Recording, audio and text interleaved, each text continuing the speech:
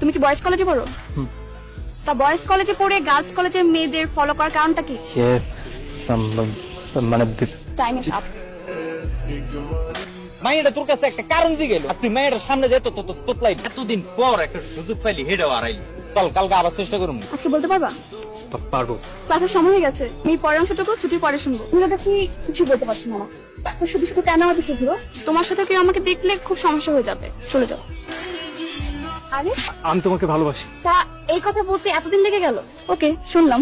তারু, এই তুমি আমার নামও জানো?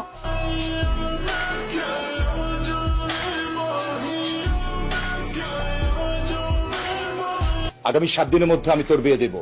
আজকে পর থেকে তোর বাসার বাইরে যাওয়া একদম বন্ধ। কিন্তু তোর তো লেখাপড়ার দিকে মন না, তোর মন এখন অন্য জায়গায়। তুই কি ভাবছিস আমি কিছুই জানি না, কিছুই বুঝি না, তোর কোনো খোঁজ খবর রাখি না? তোর লেখাপড়া করার দরকার নাই, আমি তোকে 7 দিনের মধ্যে বিয়ে দেবো, এটাই ফাইনাল। লেখাপড়া করার যখন তোর এত ইচ্ছা, তখন আমাকে ছুঁয়ে একটা প্রতিজ্ঞা করতে হবে, ওই ছেলের সাথে তুই আর কখনো কোনো সম্পর্ক রাখবি না।